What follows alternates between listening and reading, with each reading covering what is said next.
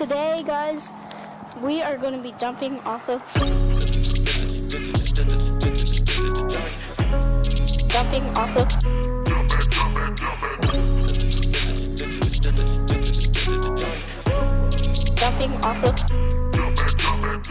Yes.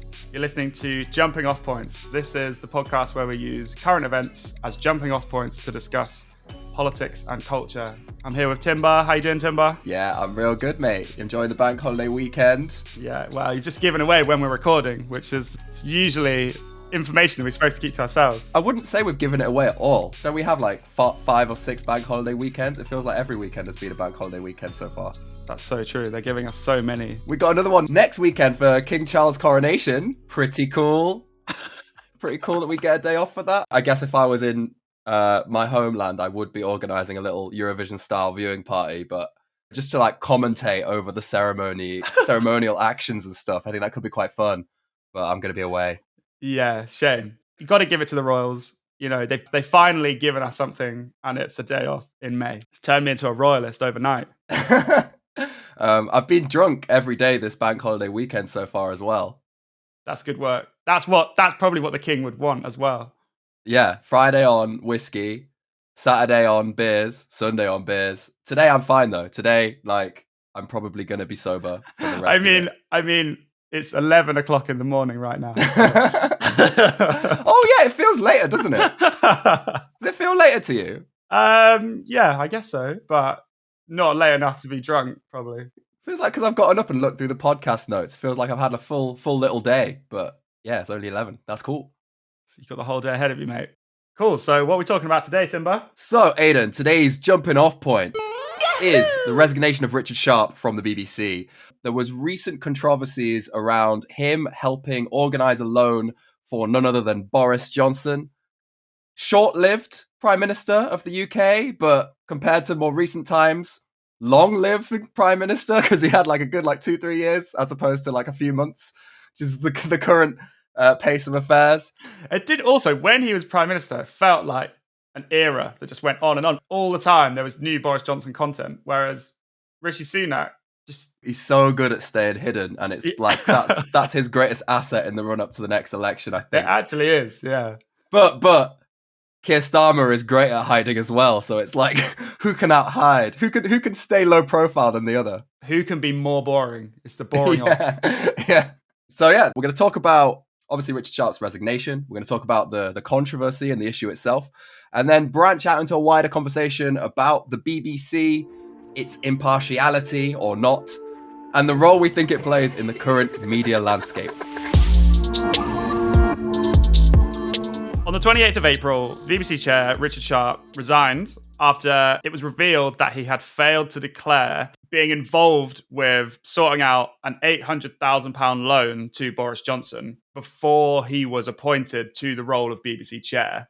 This has obviously raised questions about why he was appointed to the role, and it's become clear that Boris Johnson took a personal interest in getting him appointed to that role. So you have this, you have things lined up very neatly now in this chronological order of Richard Sharp offers to help Boris Johnson organise a loan. Richard Sharp also tells Boris Johnson he's interested in becoming the chair of the BBC. Boris Johnson then privately backs Richard Sharp for the position and says he's the preferred candidate. So it's looking an awful lot like there's a kind of quid pro quo going on here, where favours have been traded in order to assure him the role of being the chair of the BBC. It's good stuff. So, Tim, it looks like you've made a lot of notes about what the chair of the BBC actually does. Do you want to enlighten us, please? Yeah, sure. So, according to these notes, the chair... Basically, I guess what they do is they're responsible for overseeing the appointment of directors and high-up people in the BBC. They also act as a senior representative from the BBC to Parliament. So I guess they'd be called upon to answer questions relating to how the BBC is running its current business operations, all that stuff. You kind of want someone in that role who's going to be independent enough of the government that they can deliver that role, and they're, I guess their loyalty is to the BBC, the institution, not to the Conservative Party or the ruling party in power. And I think that's why this has become such a big issue for Richard Sharp. Yeah, like you need someone who's going to be able to push back on political pressure. That's it. And so the fact that they basically the fact that he didn't disclose this favor that was traded between them is a big deal, but it also is, it's kind of just one in many of Richard Sharp's seedy connections to the ruling party. In a previous role, he worked as a Goldman Sachs banker, was a former Conservative Party donor. He has given more than £400,000 to the Conservative Party over his years and voted for Brexit, even worse. That's the worst of them all. He was an economic advisor to Johnson when he was the mayor of London, and he was the boss of Rishi Sunak when he was a junior banker at Goldman Sachs in the early 2000s. So I guess, the connections here run deep and go back over many, many, many years, not just, to this loan. I suppose at the point where you're asking someone to sort a loan, you're already pretty embedded, aren't you? Yeah, that's not just a Facebook friend, is it? Also, the weird thing to me about this loan, the whole loan thing, is that Richard Sharp was essentially a middleman between Boris Johnson and someone who is Boris Johnson's cousin, right? And it's like, that to me is baffling. Only the poshest people in the world could have a cousin that they don't know. Do you know what I mean? Who's also willing to give them £800,000. And also, has Boris Johnson got really bad credit rating or something? Why can't he He definitely does. He definitely does. He's like, if a normal person needs a loan, they just go and apply to the bank or whatever for a loan. And it's like, oh no, I'm going to need to speak to that bloke from the pub to try and sort out this loan. So I can get in contact with my cousin whose number I don't have. It's very bizarre. Also, it's not like the loan was for anything in particular, right? It was just because Boris Johnson wanted to have a nice lifestyle. It's for a costly divorce. Oh, was it? So I think so. He was going through a really, really expensive divorce proceeding, and I think so. I think you're right in that the £800,000, I imagine, is not this is funneling straight through Boris Johnson's cousin through Boris and to his wife. Well, there you go. There's £800,000. Now you can fuck off. Yeah. But I think it was that's cost him a lot of money, so he needs the 800,000 for just expenses, fox hunting or whatever they do. Yeah. in the halls of power. He's gonna go out and buy some rare foxes. Do you have to buy the foxes? Surely the foxes are already there. You have to buy the dogs and the horses. No, but they've got the fox in a cage. So where's that fox? Who's wrangled that fox for them? What, they catch the foxes and then let them go and then you chase after them? Yeah. Really? So. Yeah, it's barbaric.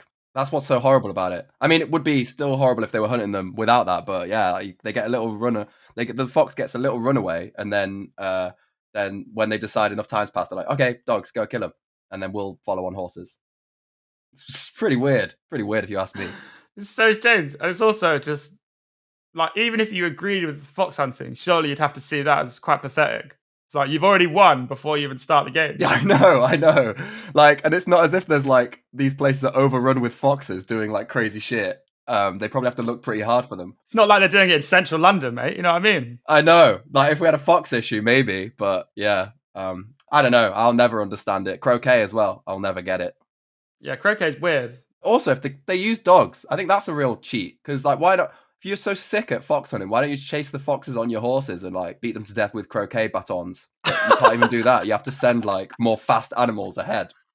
Yeah, posh people are weird. That's my analysis. Posh people are weird. It's true. The context for all of this is that the BBC is a massively popular broadcaster. And I think for people who live in other countries, specifically America, it's very difficult to understand that because it's a public corporation. So it's paid for through a TV license, which is essentially a fee that you have to pay on an annual basis in order to watch any live TV channel. In 2021, it generated £3.8 billion through this TV license, and it works out at about £160 per household. Do you pay a TV license fee, Aidan?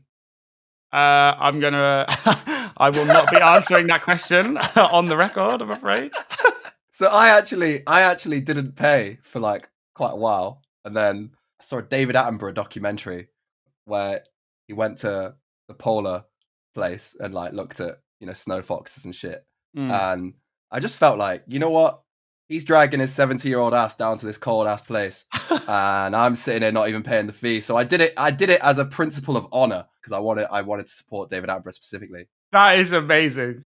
the most patriotic thing I've ever done. I'd say. Yeah. Wow. I was like, look at him. He's cold. He's got a coat on, but he's still freezing. And I'm not even paying him any money for this. I'll give him £160 right now. I love also, so people who don't live in the UK may not know this, but if you're not registered as paying a TV license, they send you so many letters, and they're the most threatening letters you've ever seen in your life. It's like huge red writing on it that says, "We are coming to your house to investigate whether or not you are breaking the law. We will find out. We will prosecute." But then I've never heard of anyone actually experiencing a visit from the license fee people. So I was at a one of them protests where people had their tents out and about. I think it was the Occupy Wall Street protest that spread to England for a bit around 2010. So I was with my like uni friends who are, by the way, much more ardently leftist than I am. And there was a BBC reporter going around just asking people questions and basically doing that tricksy sort of question where it's like, do you think this is actually achieving anything? And I was like, he rounded it on me and I was like, to be honest with you, mate, I don't know what any of this is about. and then I was like, shit, because I was like, oh no, now I'm going to get used as a soundbite of like these young people don't even know what the fuck anything's about. And then this old guy burst out of nowhere, right? This Sheffield old dude. And he was like, are you from the BBC? And this reporter was like, yes, I am. And the old guy was like, you've been sending letters to my house. I don't even have a fucking TV. I don't have a fucking TV in my house. Why the fuck are you sending me letters all the time, every day, all the time? And like, so I just like slide off, like slooped off, and I just got away with it. And like, basically, the reporter couldn't use any of his like interview with me because this like shouty, like sweary Sheffield man like burst into the picture, accusing him of like threatening him with letters. It was great. That old guy he probably never even received a letter. He was just like, this young man is in trouble. I must go to his aid. He's making leftists look bad. I guess what we can say is that the British public has a complicated relationship with the BBC. It's the most universal news outlet, but also it is accused of bias from all sides of politics. BBC is so big that I think people take in the BBC through osmosis in our country. You're not even necessarily like tuning in to watch the main news broadcast of the day. But if you're listening to Radio 1, which loads of people do, if you're listening to any like BBC radio station, which encompasses indie music, chart bangers, you've got different like political radio stations for everything. If you listen to those radio stations, you'll get the main news of the day through those. And those come with the BBC's sort of impartiality, ethical framework attached to it. You'll probably hear a bad piece of news about the Conservatives and Labour responding. You'll hear a bad piece of news about Labour and Conservatives responding. So everyone is exposed to the BBC, even if they're not seeking it out. I think that's kind of the soft power of the institution in our country. It's become so ubiquitous that even if you're not, watching it, you're getting your news from the BBC. They have the most popular news website in the world with 1.1 billion worldwide visits in March this year. And they also have TV, radio, podcasts. And so, for example, BBC One, which is the main BBC TV channel, their 10 p.m. news bulletin had an average of 4.8 million viewers in 2021. The next most successful TV news bulletin is the ITV's 10 p.m. news show, which they had an average of 2.2 million viewers. So BBC had more than double its biggest competitor.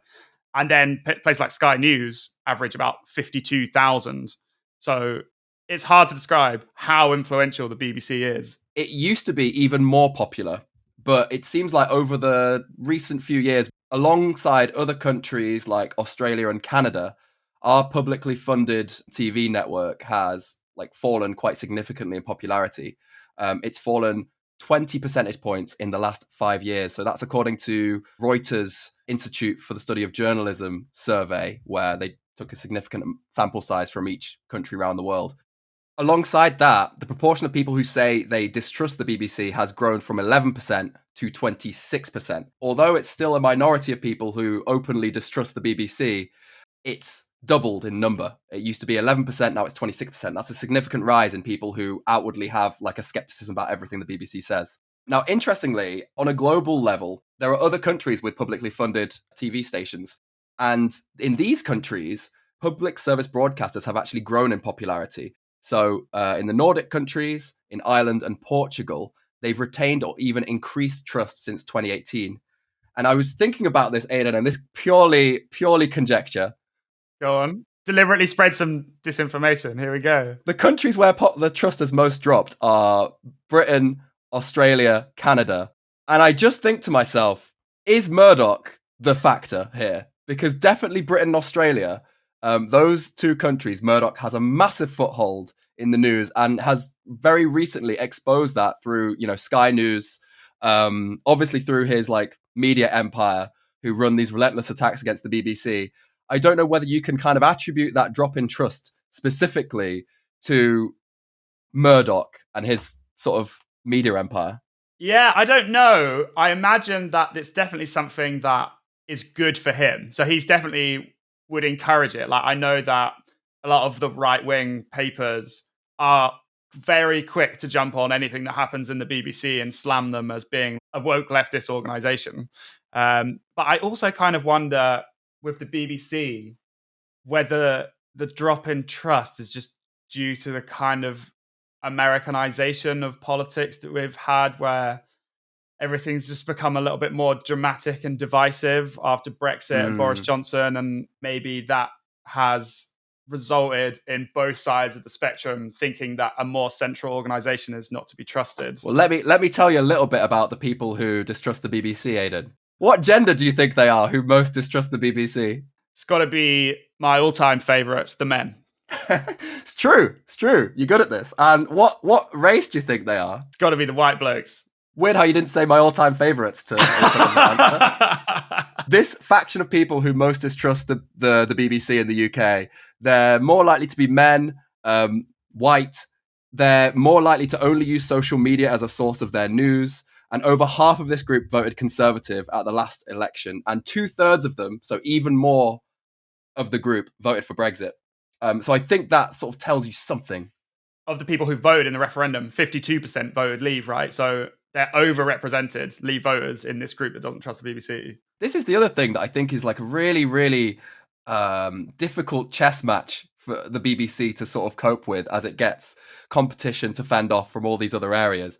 So BBC, along with other broadcasters that receive public funding, so I think that would include Channel 4, ITV to a certain extent in the UK, they are subject to Ofcom's impartiality rules, which means they have to, I don't know the ins and outs of how it works. I imagine there's if you were in the world of BBC, you'd have a 200, 300 page ethics document about what is and what is not okay. Yeah.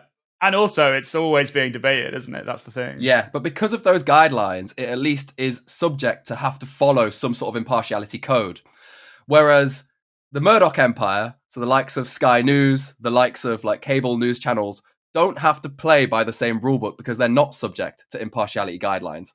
So I feel like when it ends up a direct battle of, we're kind of, you've got one media empire slandering the credibility of another media empire, BBC has to fight that battle with its hands tied behind its back because it can't say anything about, well, obviously, Fox News is full of shit. Obviously, Sky News is full of shit when they attack us with all this craziness. They have to be above, the fray. Yeah. Also, interestingly, I don't know if you've seen this in the notes, the list of most visited websites worldwide. The BBC has 1.1 billion visits in March.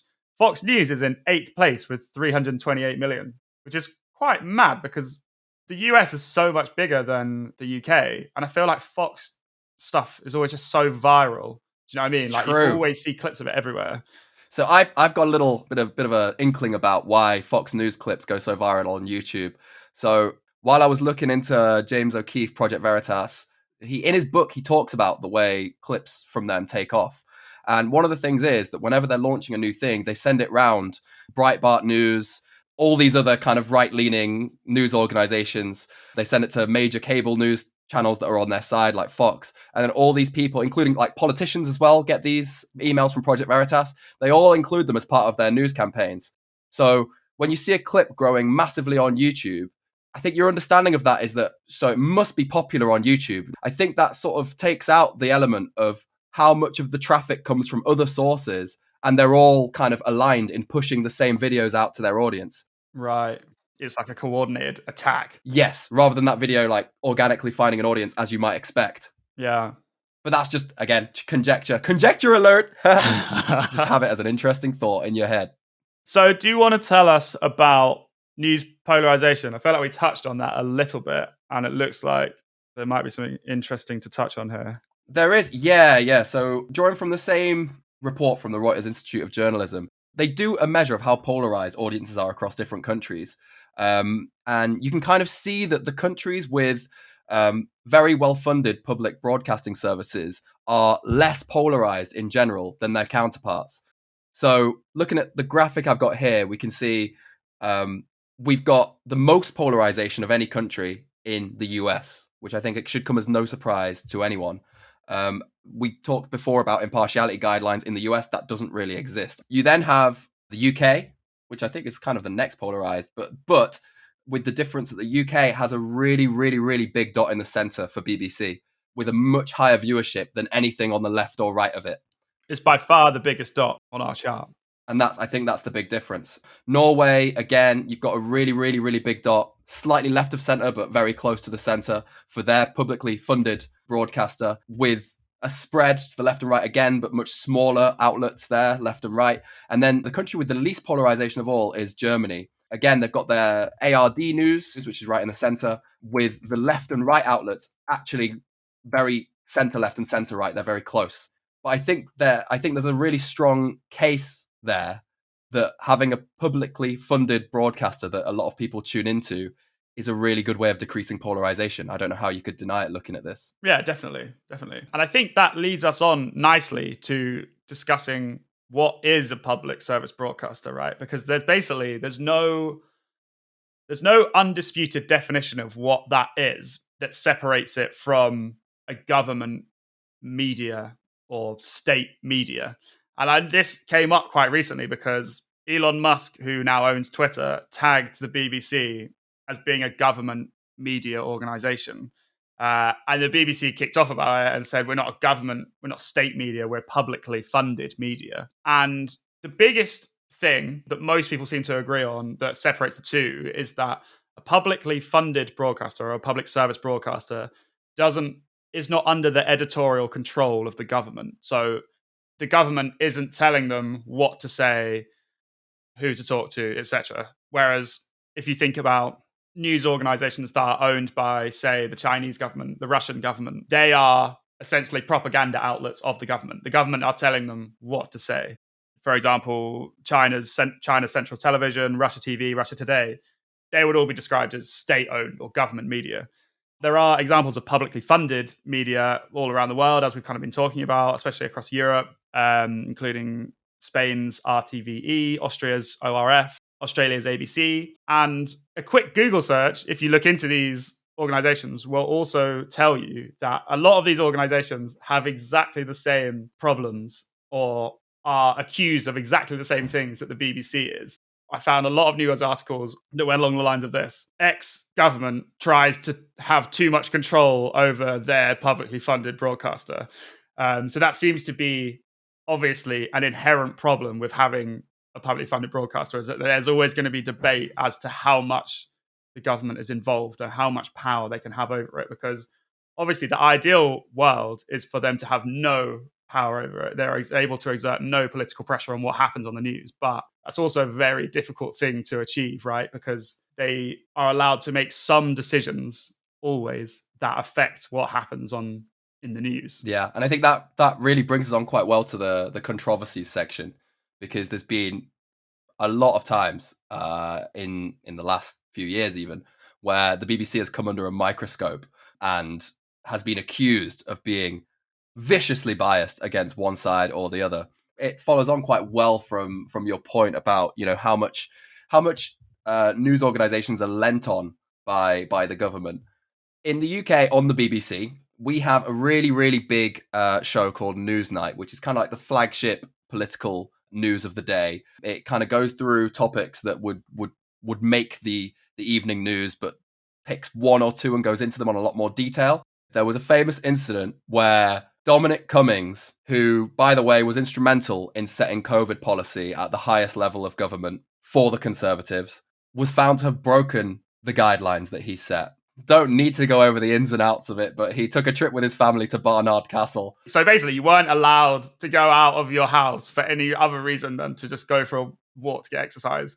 And he drove like across the country to go to this castle. And his excuse was that he had a problem with his eyesight and he needed to check that his eyes were working properly. Yeah, I remember, yeah. It's like, so you put your kids in the car and drove with them to make sure that your eyes were working properly. So that was the scenario. And there was a presenter of Newsnight who was on the show for a very, very long time, really, really well-respected journalist called Emily Maitlis, now runs a podcast called The News Agents, which is really good if you want like a day-to-day. Not as good as this podcast, though. So don't think, oh, if I've only got one time to listen to one political podcast, don't just stick with this one. I think by doing a podcast every day, they've really overblown their podcast schedule. I think people like it when you do one a month, if that. Once every 5-6 weeks is perfect. Yeah. Right? The people go mad for that.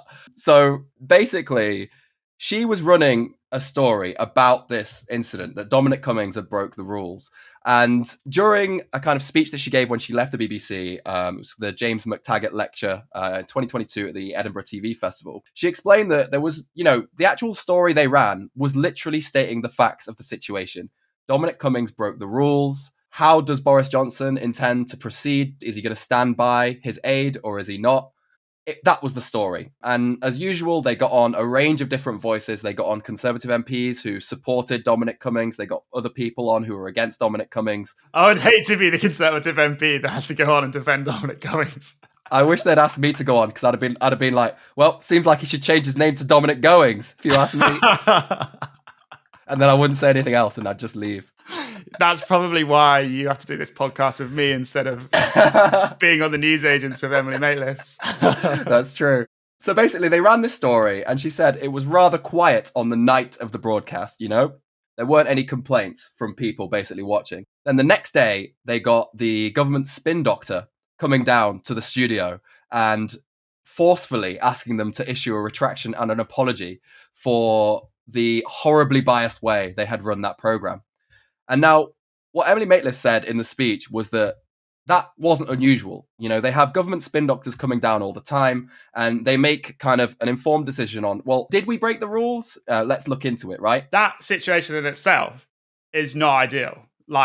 You've the government, who are to some extent in charge of things that happen at the BBC, which is supposed to be politically impartial, should not have a kind of direct and influential access to change stories. That's it. But what she said, what was really bad was the speed with which the BBC sought to pacify the complainants in the government.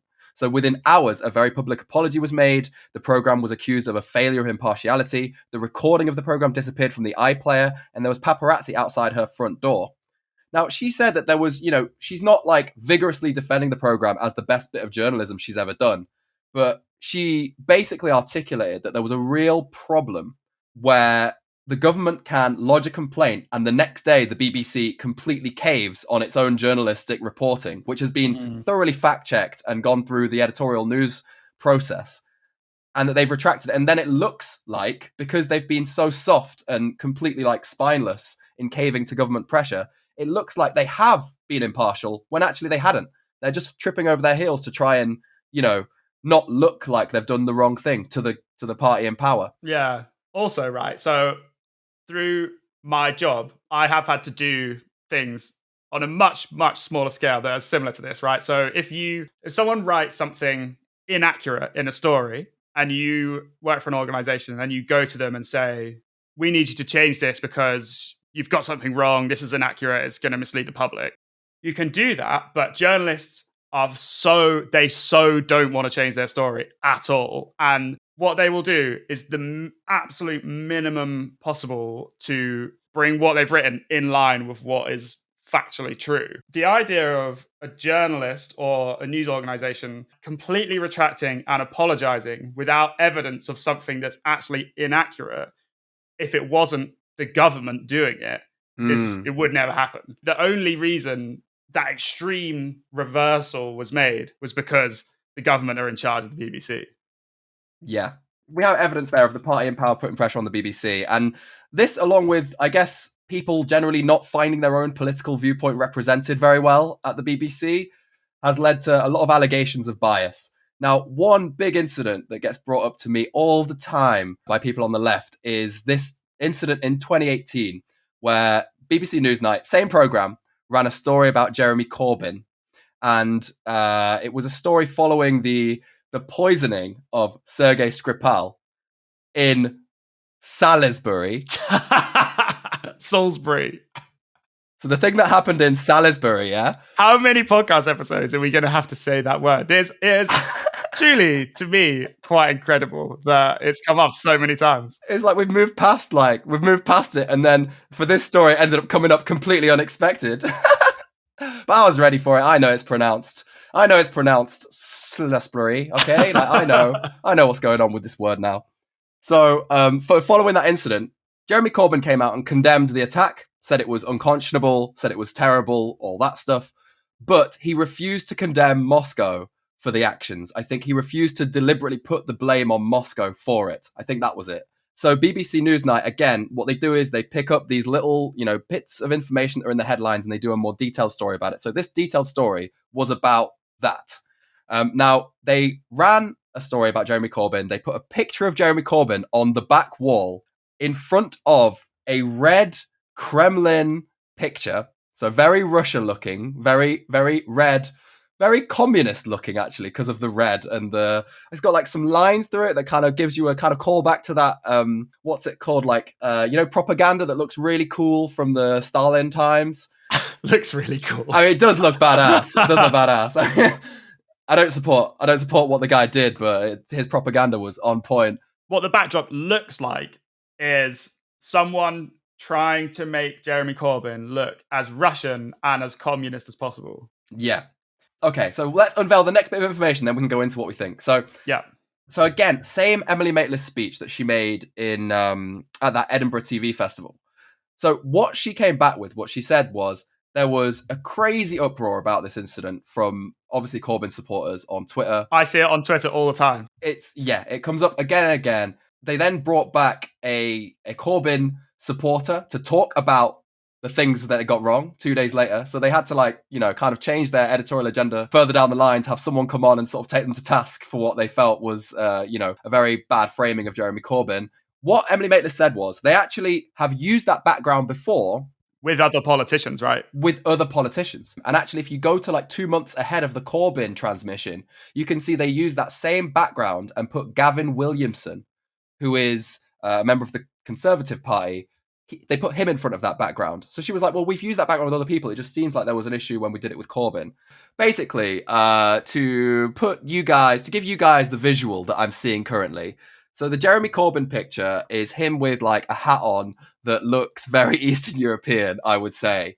And the picture of Gavin Williamson, he's just in his Tory outfit in a suit. He doesn't really he looks like a UK politician in front of a Kremlin background, whereas Jeremy Corbyn looks like an Eastern European looking like dude with a grim expression on his face in front of a Kremlin background. Not only that, but so there's something you can do on Photoshop, on Premiere Pro for video editing, on any photo editing software. It's a very cool effect you can do where you let the light of the picture behind pass through the image that you've put in front. And it's a really cool artistic effect, which I like using a lot. It looks badass, basically. It makes the little photo of someone take on the qualities of the image behind it. They've used that effect on Jeremy Corbyn, so he's got like kind of a red face, and he's like got his whole body is like subsumed into the photo. Whereas they haven't done that effect with Gavin Williamson. They've just superimposed him cleanly onto the front of the background, so it looks like he's a separate entity to it. So go on.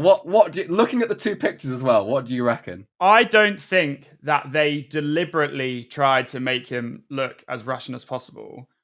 I think they negligently allowed him to look very Russian. It's one of these things where it's like, having an image that demonstrates what this story is an incredibly powerful way to communicate an idea.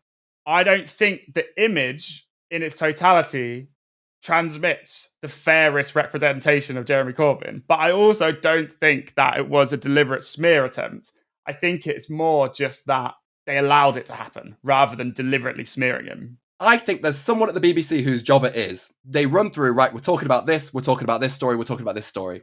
And that their job would be to produce 5 or 6 images that are then going to be used and blown up on the back wall. And I imagine that someone has to sign off on these images, but I don't think it gets vetted in the same way as, say, the running of the program, the guests you have on, the angle that you choose to cover, you know, the actual opening passage of the news, for example, I know gets passed back and forth like 6-7 times between different editors at Newsnight before it can go out. It has to be formally approved by some higher up dude in the BBC before it gets aired. Yeah. I reckon the procedure for photos is not the same. That's just a guess, but just from my experience of how graphic designers work and everything, that would be my thing.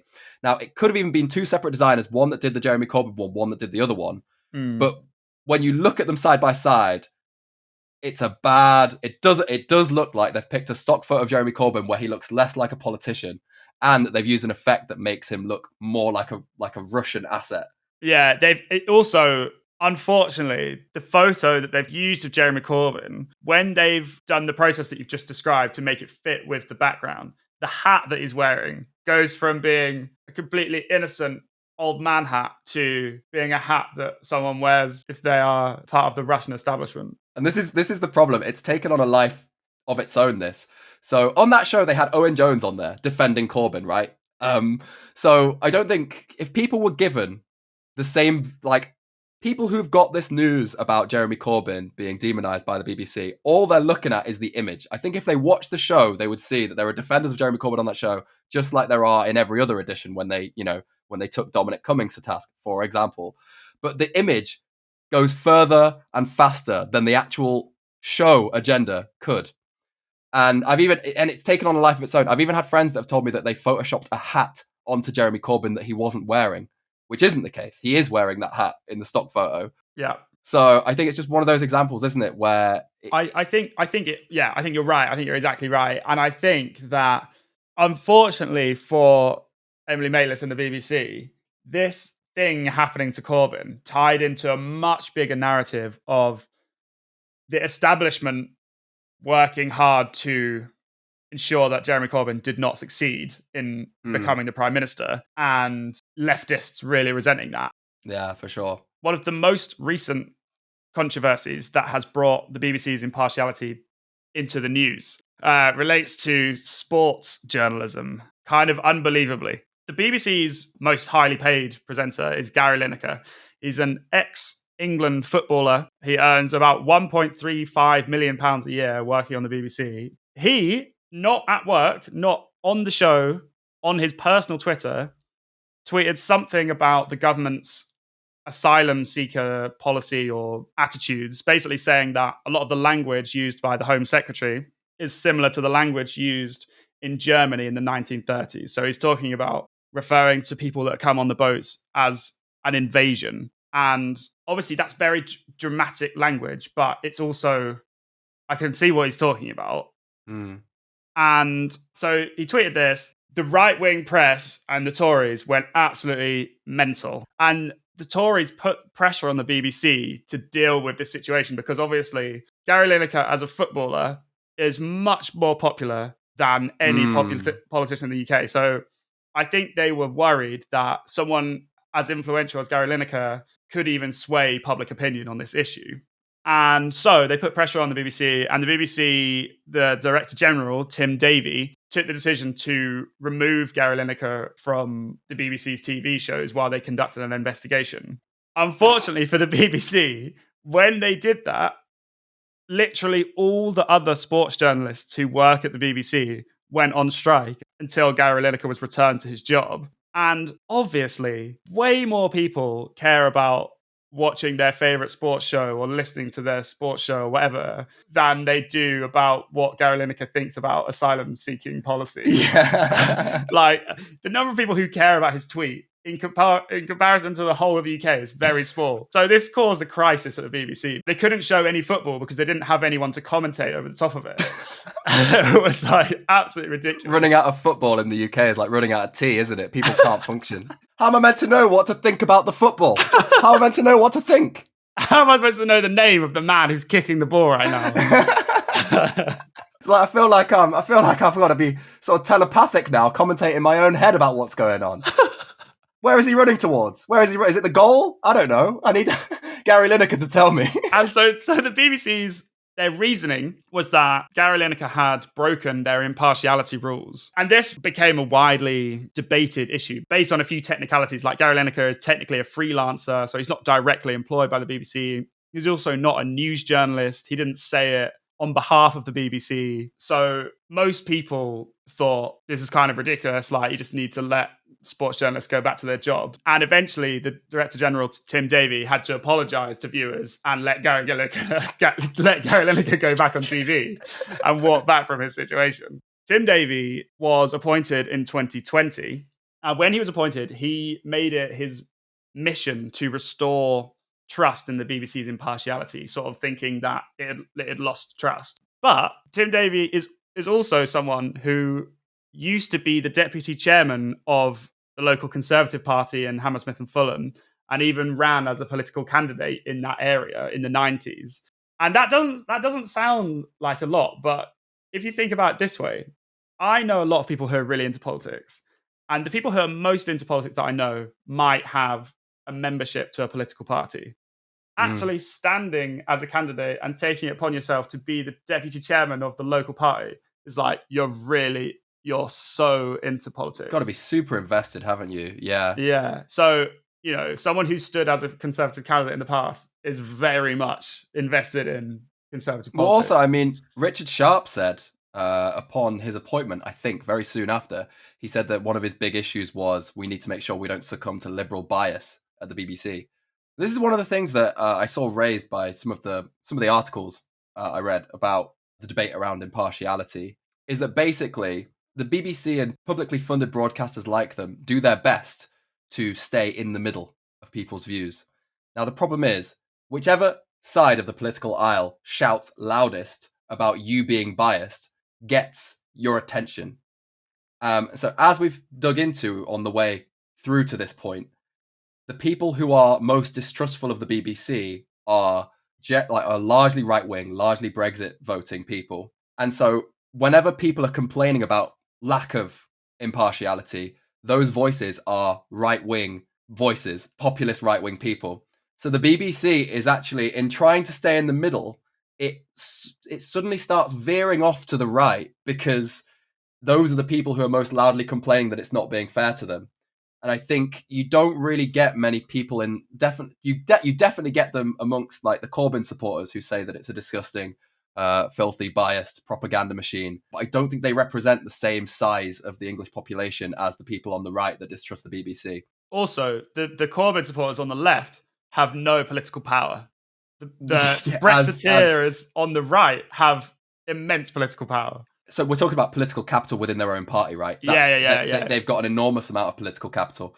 And so I think that is how you sort of start to see the BBC's hand being forced a certain way, is because you can kind of conjure into being a scenario where you can directly influence the BBC and push them by being the loudest complainers. Yeah. Those loudest complainers are also the people who want to essentially abolish the BBC or defund the BBC. So in moving towards the right, because of those loud complaints, the BBC is putting itself at risk of complete failure because, for example, the previous culture secretary, who is essentially in charge of the BBC from the government, was Nadine Dorries. Oh yeah, classic lady. What a throwback. She was amazing to watch. She wanted to get rid of the license fee and turn the BBC into like a subscription model. And you see a lot of this from the right. Like they don't like things that are publicly funded, kind of full stop. So the government is allowed to set the license fee for the BBC, which directly affects how much money the BBC can take in and therefore how much it can spend on providing entertainment and news services for the public. Under Nadine Dorries, they froze the license fee for 2 or 3 years. So it's been at £160 for 2 or 3 years now. And obviously that's not keeping up with inflation. The costs of the BBC have been rising, but the money that they're taking in has stayed flat, which means that they've had to cut a lot of quite important services. One of the BBC's kind of cool things that it does is that it exports news all around the world. So what's it called? BBC World Service, right? And they broadcast in like loads of languages all across the world. And it's kind of seen as a really strong soft power that the UK has because we can talk to people globally. We talked to the French resistance members during the Second World War and helped transmit codes about where the sort of local resistance gatherings were happening and helped them fight against a man called Adolf, who I don't know if I can say his name in the podcast without the podcast getting yeeted off YouTube. Oh my God, yeah. The BBC is now also broadcasting in Ukraine and some parts of Russia as well to get factual news out to people who obviously would otherwise be receiving a lot of disinformation from the Russian government. And because of that soft power the BBC has, it's actually been banned in China and in Russia, both basically claiming that it's a source of disinformation, which I thought was quite interesting. But a large part of the BBC World Service has been cut over the last couple of years because of this flat license fee issue that Nadine Dorris brought in. So yeah, it's kind of a weird situation where the Tories don't like the BBC, but they also want to have complete control over it. I feel like I've seen this over recent years, and I don't know whether it's because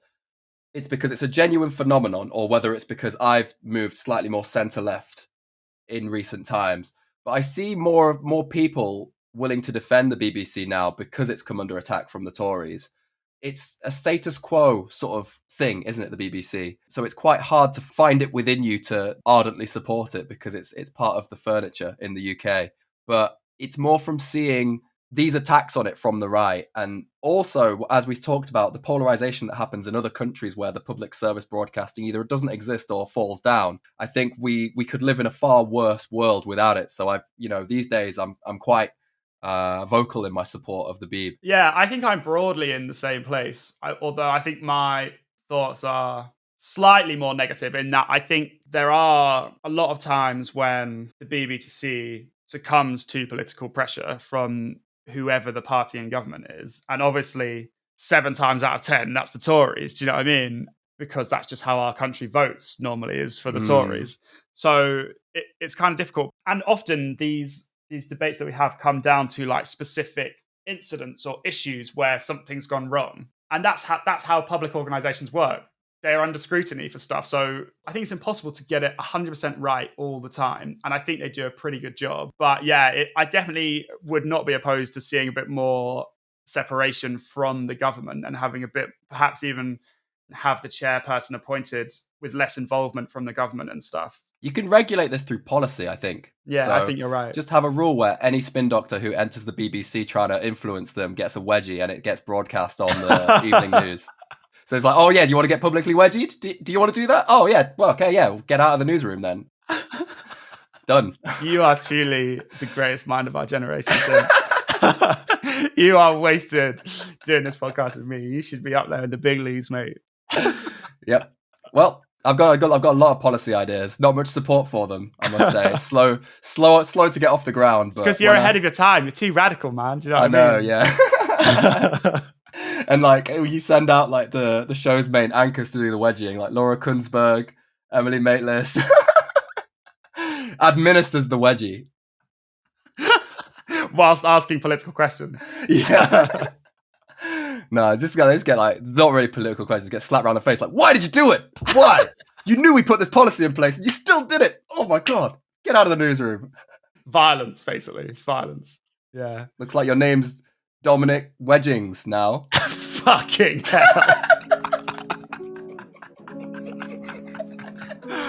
Okay. I think we're going to have to wrap it up there, man. You know what I mean? That's the natural end of the podcast. Where can we even go from there? I feel like it was getting too dense in information, so yeah, you had pulled us back. Pulled us back from the brink. Lighten it up. We don't want people to think that we know what we're talking about at all. That's true.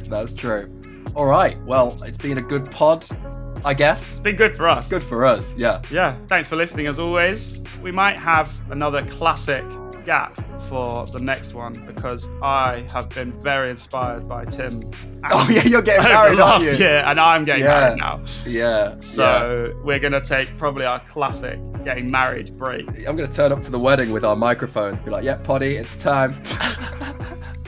Let's do a podcast about weddings and the idea of being with someone forever and never, ever, ever, ever being a single man ever again. I'd love to do an episode about that. Do it on the night before your wedding. Just do it. Just like, oh, it's called, the name of the episode is Creeping Dread. and the thumbnail on YouTube is like a picture of you. Picture of you with your little groom's outfit on, looking scared. You're pissing your pants. Our listeners will note that when you were getting married, I was very lovely to you on the podcast. I was giving you great encouragement about it. Now that you've got yours out of the way, suddenly, it's time for jokes. I'm gonna do like a Mr. Beast style thumbnail where I'm like pointing at you and you're like crying and I'm like, scared? The like big caption, like, scared? In big letters. Fabulous. Fucking hell, alright. Alright, okay, thanks for listening, guys. Bye.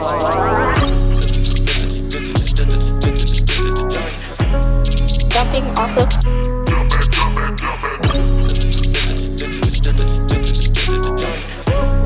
jumping off of